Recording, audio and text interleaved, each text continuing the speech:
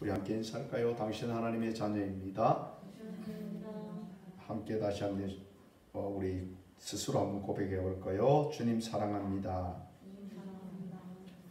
오늘 왜 그런 고백을 했냐면 오늘 제목이 혼인잔치입니다.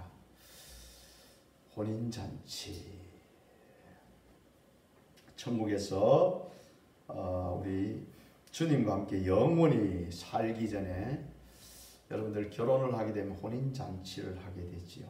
오늘 바로 19장에는 하나님의 그 자녀들에게 하나님께서 예복을 입혀주시고 혼인잔치를 하게 되어지는 그와 같은 장입니다.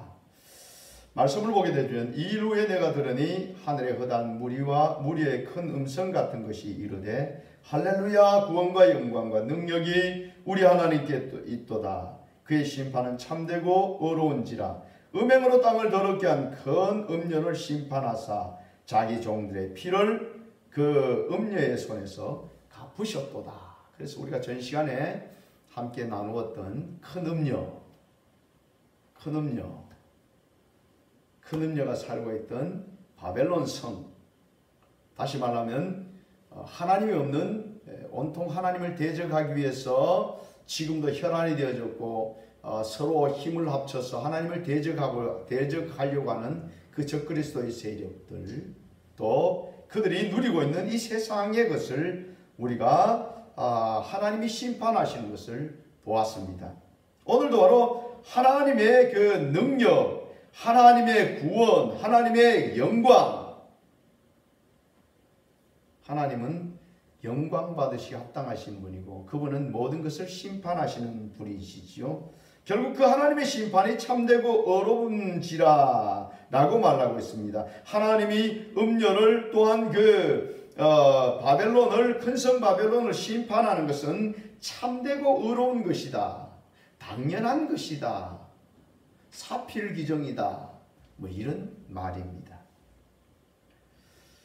또한 우리가 큰 성 바벨론의 마지막에 보면 그 성도들, 선지자들 그 피가 어디에 있었어요? 순교자들의 피가 바로 거기에 있었습니다. 즉 예수님을 십자가에 못 박고 또한 하나님의 자녀들, 믿음의 사람들을 결국 죽인 그 모든 피가 다 어디에 있느냐 보니까 바로 음녀의 손에 있었다는 거지요. 그래서 그 음녀를 심판하시고 그 종들의 피를 그 음녀에게 갚으셨다. 여러분들이 인을 뗄 때에 보좌 아래에 있던 순교자들이 주님, 우리의 피를 언제 실어내 주시겠습니까? 언제 갚아주시겠습니까? 이 억울하게 죽은 우리의 이 피를 언제 갚아주시겠습니까? 라고 말하는 것을 기억하고 계시지요? 그것을 하나님께서 갚으셨다라는 것을 말하고 있습니다. 또 두 번째로 보면 두 번째 할렐루야 하니 그 연기가 세세토록 올라가더라. 또 24장 너와 내 생물이 엎드려 보좌에 앉으신 하나님께 경배하여 이르되 아멘 할렐루야 하니 보좌에서 음성이 나서 이르되 하나님의 종들 곧 그를 경배하는 너희들아 작은 자나 큰 자나 다 우리 하나님께 찬송하라 하더라. 할렐루야, 하나님을 찬송하라. 작은 자나 큰 자나 하나님의 사랑하는 자녀들은 다 하나님을 찬송하라. 왜 그럴까요? 그 이유를 봅시다. 또 내가 들으니 허다한 물이 음성과도 같고 많은 물소리와도 같고 큰 우레소리와도 같은 소리로 이르되 할렐루야, 주 우리 하나님 곧 전능하시니가 뭐 하신다? 통치하신다. 이제 적그리스도시대가 끝나고 성도들이 고난받고 많은 박해받던 시대가 끝나고 누가 통치하신다고요? 우리 주님이 통치하게 되어지신다. 진정한 통치자가 누구십니까? 바로 우리 주님이시지요. 만왕의 왕이십니다. 그분이 이제 모든 것을 통치하시게 됩니다. 할렐루야, 주 우리 하나님 곧 전능하시니가 통치하시도다. 이 세상이 이제는 마귀의 그 모든 지배에서 완전히 벗어나고 누가 통치하신다고요? 하나님이 통치하시는 진정한 하나님의 나라가 이 땅 가운데 이루어지게 되어진다 하는 것을 말하고 있는 겁니다. 그러니까 누가 다 기뻐하겠어요? 하나님의 자녀들은 다 기뻐하겠죠. 큰 자나 작은 자나 할 것 없이 다 기뻐하게 되어집니다. 또 기뻐할 일이 오늘 선포되고 있습니다. 7절을 봅시다. 우리가 즐거워하고 크게 기뻐하며 그에게 영광을 돌리세. 어린 양의 혼인 기약이 이르렀고 그의 아내가 자신을 위하여 준비하였으므로 그에게 빛나고 깨끗한 세마포옷을 입도록 허락하셨으니 이 세마포옷은 성도의 옳은 행실이라도다 하더라. 아멘. 이제 뭐가 있어요? 그러고 났는데 그 다음에 이루어지는 것이 바로 어린 양의 혼인 기약이 이르렀다. 어린 양의 혼인 기약이 이르렀다. 그래서 혼인잔치가 이루어지게 됩니다. 여러분들 이스라엘의 혼인잔치를 살펴보면 옛날에도 우리나라에도 그런 제도가 있었어요. 이제 먼저 만나가지고 결혼을 약속하고 이제 그것을 약혼이라고 합니다. 약혼하고 그리고 이제 얼마의 기간을 두고 날짜를 잡아서 결혼식을 하게 되어지는 결혼 예식이 이루어졌습니다. 근데 요즘 뭐 그런 게 별로 없죠. 만나면 그냥 상견례하고 언제 우리 결혼시킵시다 뭐 이렇게 하고는 그냥 바로 결혼식을 하게 되어지는데 옛날에는 약혼이라는 게 있어요. 약혼. 그래서 약혼 사진도 찍고 뭐 이렇게 했는데 약혼이라는 제도가 있었어요. 이스라엘은 이제 남녀가 만나게 되어지면 서로 결혼을 약속하게 됩니다. 서로 결혼을 약속하고 나면 이제 그 신랑은 그들이 살 집을 준비하게 됩니다. 그 신부는 신랑에 대해서 그냥 모르는 상태가 아니고 신랑에 대해서 알아가고 또 그 신부는요 그 예복을 준비하고 그리고 이제 뭐 그 신랑의 성격이 어떤지 그 사람이 어떤지 뭐 여러 가지를 그 집안의 형편은 어떤지 뭐 여러 가지 환경들을 알아가는 이와 같은 과정이 있습니다. 이렇게 하고 나면은 이제 드디어 신랑이 그 집을 이제 마련하게 되어지고 살 수 있는 공간을 만들게 되어지면 이제 그 신랑의 아버지에 가서 아버지 이제 내가 이만 결혼할 수 있는 상태가 되어졌습니다. 아버지 나를 잡아주십시오. 이렇게 하면 이제 그 날을 잡아서 결혼식을 하게 되어집니다. 우리 성경에 보면 그런 주님께서 이렇게 말씀하십니다. 마태복음 24장 36절을 보면 그러나 그 날과 그때는 아무도 모르나니 하늘의 천사들도 아들들도 모르고 오직 아버지만 아시느니라는 말씀이 있습니다. 그러니까 사람들이 예수님도 그날을 모른단 말이지 라고 여러분들 반문하는 사람들이 많이 있어요.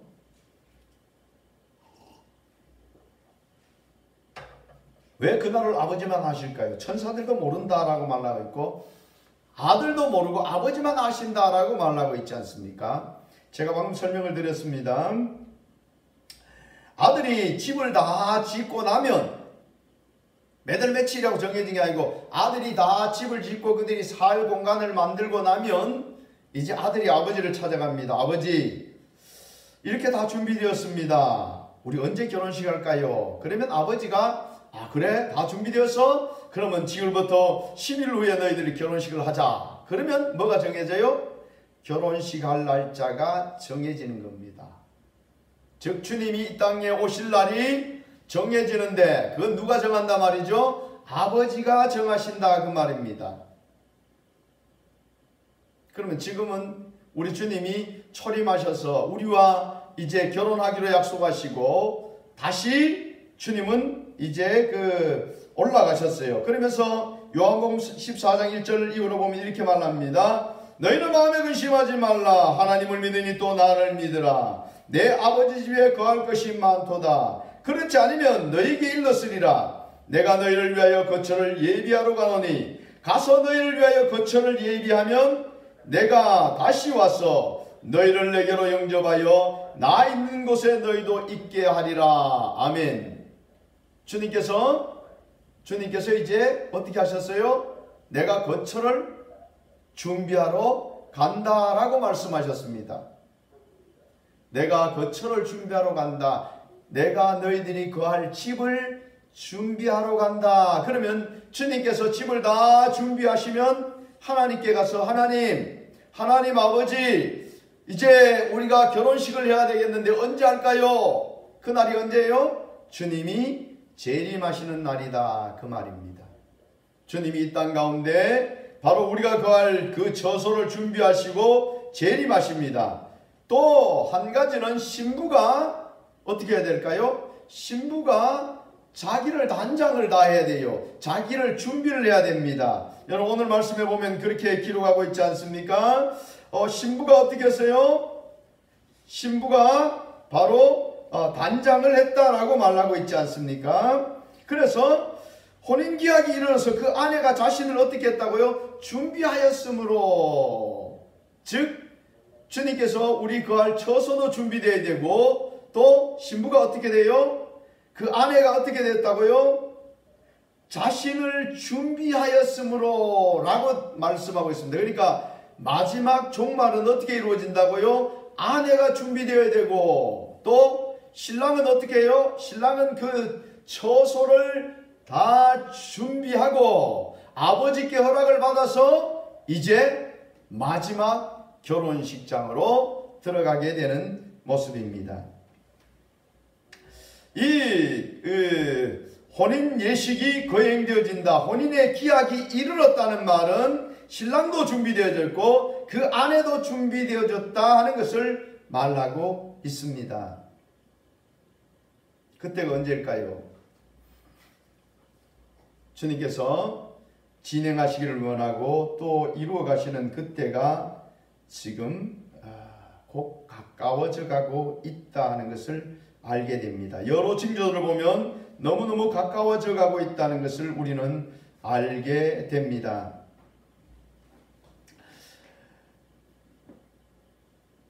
이 시대를 우리가 여러분들이 잘 살펴야 합니다. 그리고 여러분들이 아내로서 신부로서의 준비를 잘 갖추고 있는지도 돌아보아야 합니다.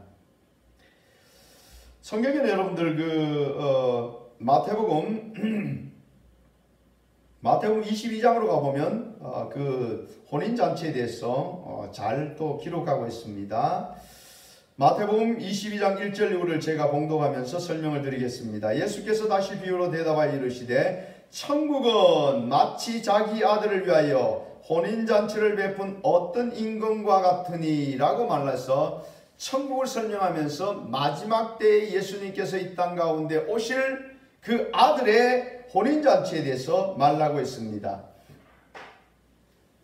이 혼인잔치에 이제 그 아버지는 많은 종들을 보내서 많은 사람들을 혼인잔치에 오기를 청하였습니다.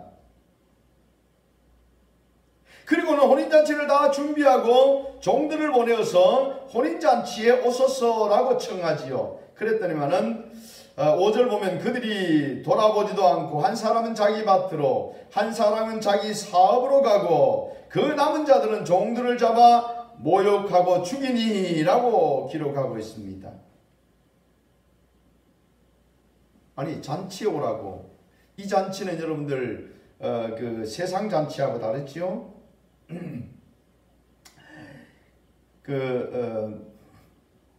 누가복음 14장으로 가보면 14장 이후에도 보면 이렇게 말하고 있습니다. 15절 이후에 이르되 어떤 사람이 큰 잔치를 베풀고 해서 이 잔치는 하나님의 나라의 잔치를 말하고 있습니다. 15절에 보면 함께 먹는 자 사람 중에 하나가 이 말을 듣고 이르되 무릇 하나님의 나라에서 떡을 먹는 자는 복이 있도다. 그래서 그 이야기를 듣고 예수님께서 비유로 말씀하시는 내용이기 때문에 바로 하나님의 나라의 잔치를 말하고 있습니다. 그 잔치를 베풀려고 사람들을 초청합니다. 그랬더니만은 18절 보면 또 이렇게 말합니다. 다 일치하게 사양하여 한 사람은 이르되 나는 밭을 샀음에 아무래도 나가 보아야 하겠으니 청하건대 나를 양리하도록 하라 하고, 또 한 사람은 이르되 나는 소 5겨리를 샀음에 시험하러 가니 청컨대 나를 양리하도록 하라 하고, 또 한 사람은 이르되 나는 장가 들었으니 그러므로 가지 못하겠노라 하는지라. 이렇게 말해서 하나같이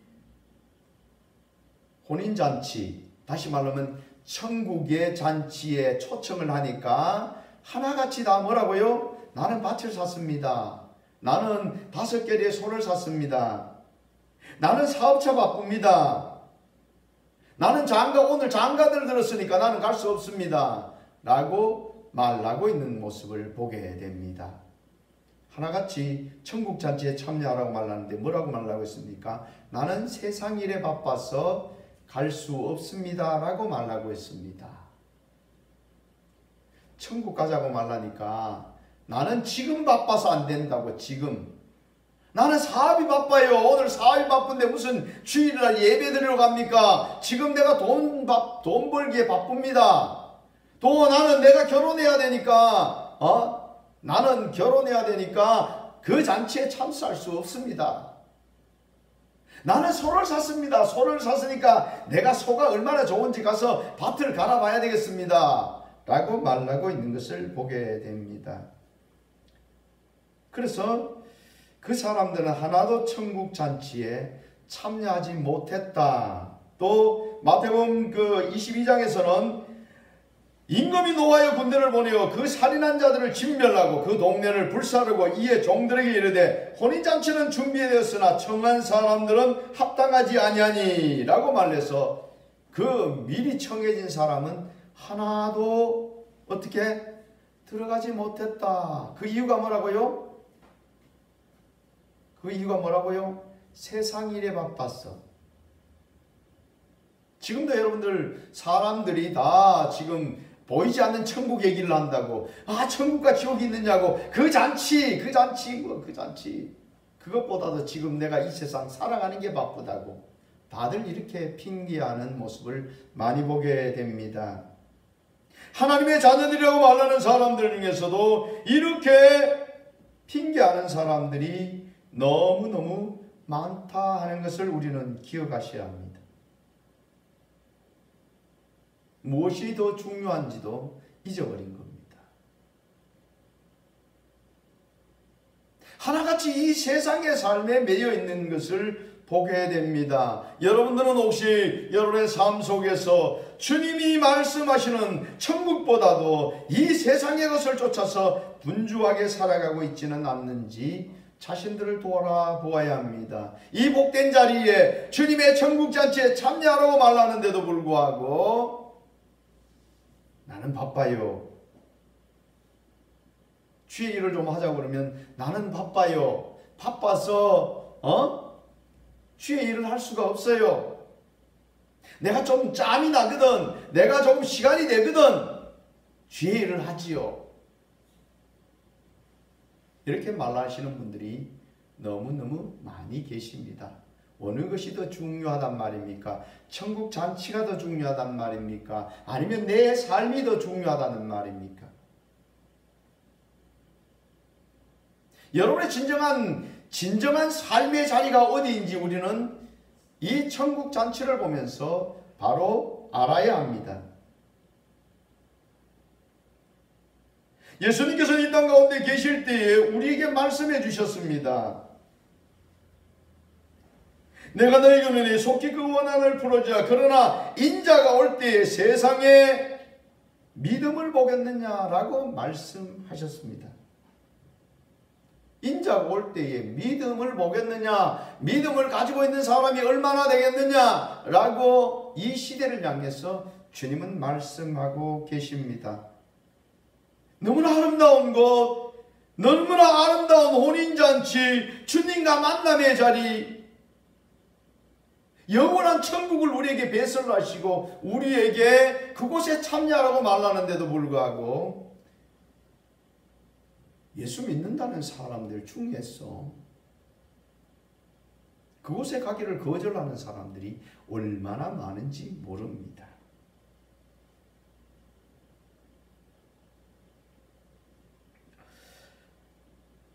요한계시록 19장 9절에 가보면 천사가 내게 말하기를 기록하라 어린 양의 혼인잔치에 청함을 받은 자는 복이 있도다 하고 또 내게 말하되 이것은 하나님의 참된 말씀이라 하기로. 아멘.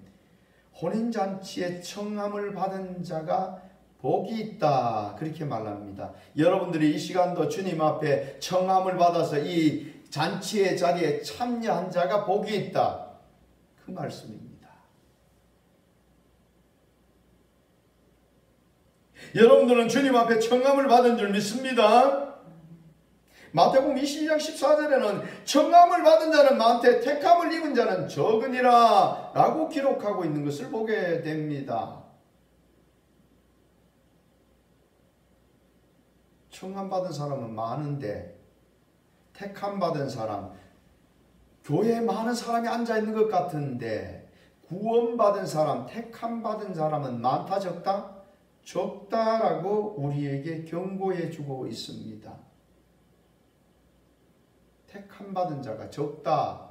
그 말은 내가 청함을 받아서 이 자리에 와 있더라도 택함 받았는지를 점검해야 된다라는 것을 우리에게 말씀해 주고 계십니다.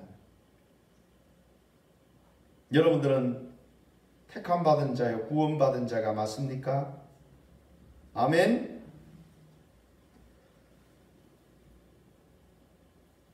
마태복음 22장으로 다시 가보면 이렇게 말합니다. 8절에 보면 이에 종들이 이르되 혼인잔치는 준비되었으나 청한 사람들은 합당하지 아니하니 네 거리 길에 가서 사람을 만나는 대로 혼인잔치에 청하여 오라 한데 종들이 길에 나가 악한 자나 선한 자나 만나는 대로 모두 데려오니 혼인잔치에 손님이 가득한지라 그렇게 말하고 있습니다. 어찌 보면 우리는 처음에 청함을 받았는 그 사람들과 관계없이 우리는 뒤에 오늘 이 사람들이 없어서 이제 길거리에 나가서 만나는 사람들을 누구든지 다 데리고 오라는 그 자리에 속했는지도 모릅니다. 보니까 악한 자나 선한 자나 만나는 대로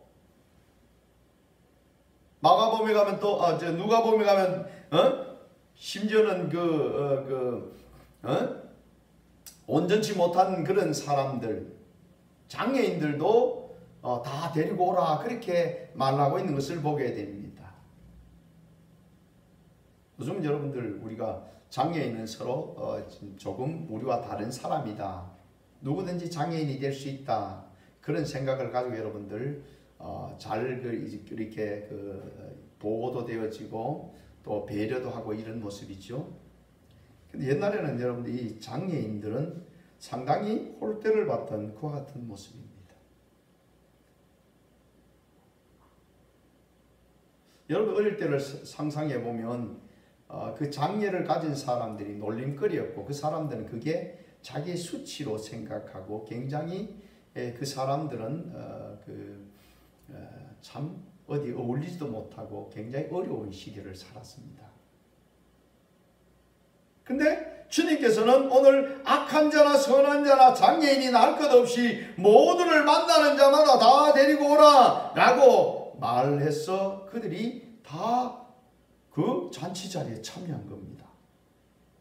이 사람들은 뭐예요? 한마디로 말하면 행운아들입니다. 주님의 은혜다. 구원은 여러분들 뭐라고요? 주님의 은혜다. 그렇게 말하죠. 여러분들이 잘나서 여러분들이 무슨 선한 일을 해서 구원받은 것이 아닙니다. 오직 구원을 받은 것은 주님께서 우리에게 값없이 주신 은혜입니다. 그래서 누구든지 자랑할 것이 없어요. 나의 나된 것은 하나님의 은혜입니다.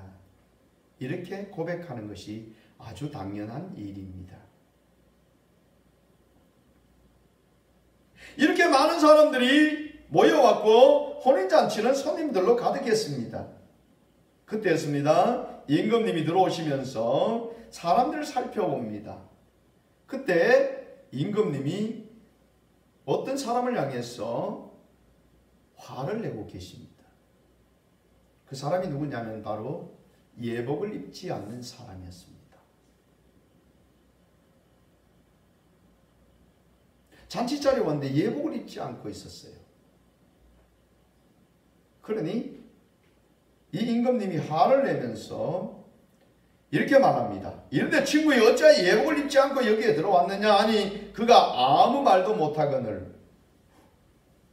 왜 이 사람이 예복을 입지 않고 들어왔는데 왜 친구여 당신이 왜 예복을 입지 않았느냐라고 말하는데 왜 아무 말을 못하고 있을까요? 이스라엘 풍속에는 잔치에 참여하면 그 잔치를 주관하는 주인 측에서 예복을 줍니다. 겉옷을 줍니다. 그러면 어떻게 해요? 그것을 꼭 입고 잔치 자리에 들어가야 합니다.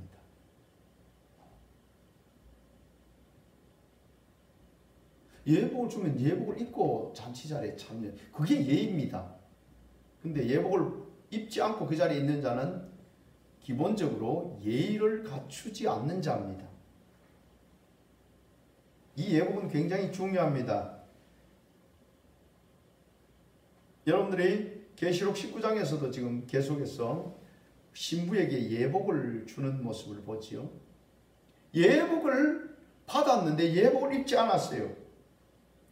그때 임금님이 말합니다. 임금님이 사람들에게 말하되 그 손발을 묶어 바깥 어두운 데 내던지라. 거기서 슬피 울며 이를 갈게 되리라. 아니 겨우 그냥 그 잔치 자리에 참여했는데 뭘 안 입었어요? 예복을 안 입었어. 아니 나눠주는 예복을 왜 입지 예복을 왜 안 입었어요? 주인 무시한 겁니다. 그렇지 않습니까? 그래도 잔치에 기본적으로 참석하려면 뭘 입어야 된다고요? 예복을 입어야 되는 겁니다.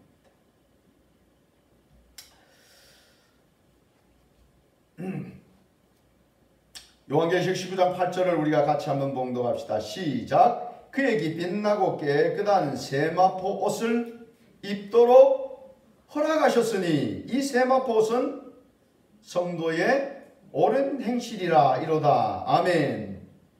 예복을 아무나 입는 것이 아니고 오늘 예복을 입도록 어떻게 해요? 허락을 받았다 그 말입니다.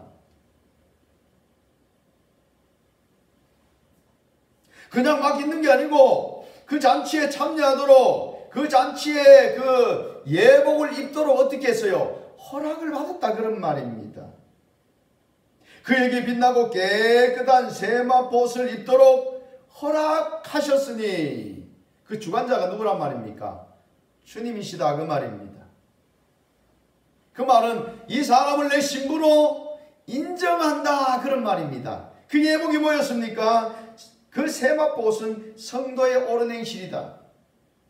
즉 우리가 이 세상을 살아가면서 주의 말씀을 따라서 세마포옷을 어떻게 준비해야 된다 그런 말입니다.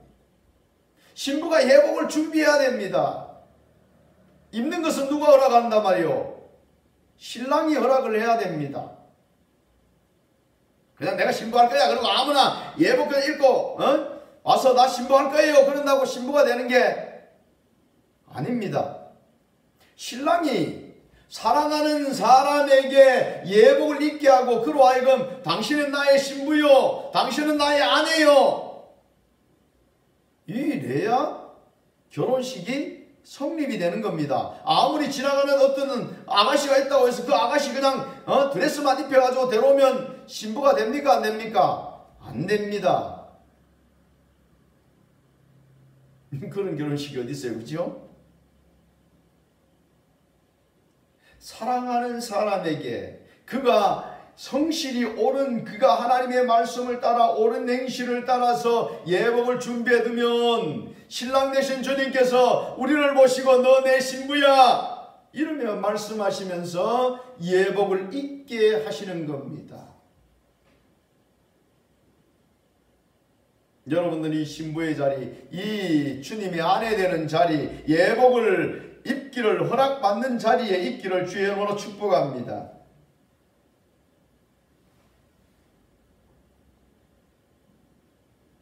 천국잔치.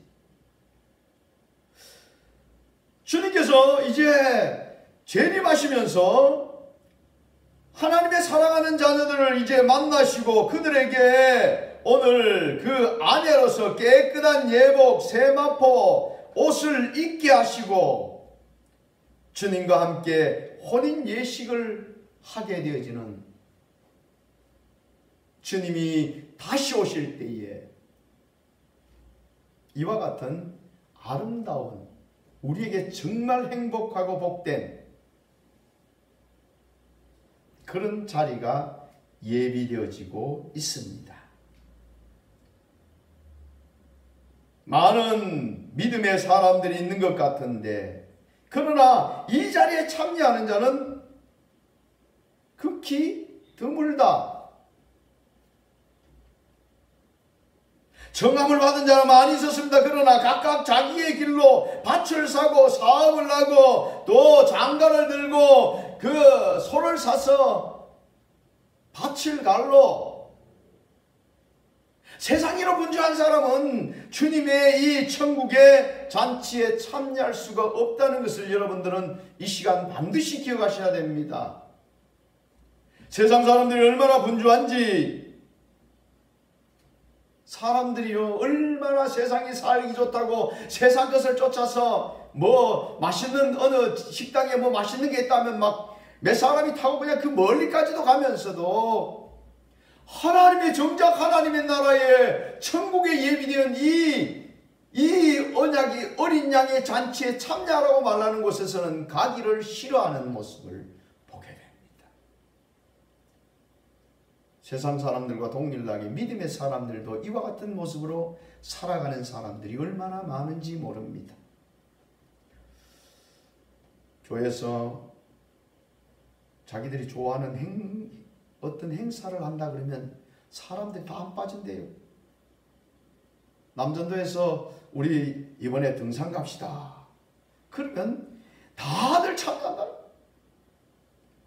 우리 저녁에 시간 내어서 같이 이 시대를 보면서 우리 울면서 우리가 주님 앞에 회개하고 기도하는 시간을 가집시다.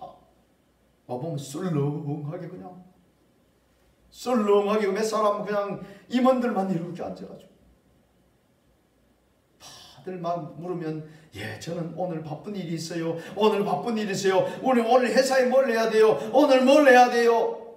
오늘 무슨 약속이 있어요. 주님이 우리에게 비유로 말씀하신 이 천국 잔치와 이 시대와 무엇이 다릅니까? 청함을 받은 자는 많지만 택함을 입은 자는 적다라고 주님이 말씀하셨습니다. 인자가 올 때 믿음을 보겠느냐라고 우리에게 말씀해 주고 계십니다. 그 말은 우리가 믿음을 가지고 주님의 나라에 설 수 있도록 힘써야 합니다.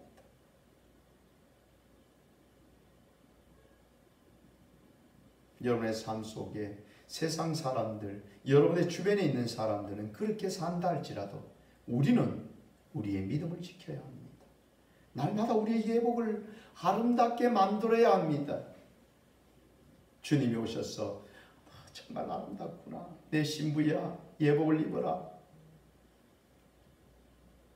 이 아름다운 천국 잔치에 누가 빠지더라도 어떤 사람이 세상 것 쫓아서 분주하게 가더라도 여러분들은 반드시 하나님의 나라 천국 잔치에 어린 양의 혼인 잔치에 참여하는 그런 복된 자녀들이 다 되시기를 주의 이름으로 축복합니다. 기도하겠습니다. 살아계신 아버지 하나님 감사합니다. 저들이 너무 세상을 위해서 분주합니다. 주님 용서하여 주시옵소서. 얼마나 세상 일로 바쁜지요 주님. 주님의 천국잔치에 참여하라고 말하는데도 저들이 아버지요 내 핑계 이 핑계 저 핑계 대면서 아버지 하나님 세상을 향하고 있습니다. 오 주여 다시금 우리의 영안을 열어주셔서 주님 바라보고 영원한 하나님의 나라 바라보고 날마다 세마포 옷을 준비하는 아버지 어린 양의 혼인잔치에 참여하는 복된 자녀들 되게 인도하여 주옵소서. 거룩하신 예수님 이름으로 기도드립니다. 아멘. 우리 함께 찬양을 드립니다.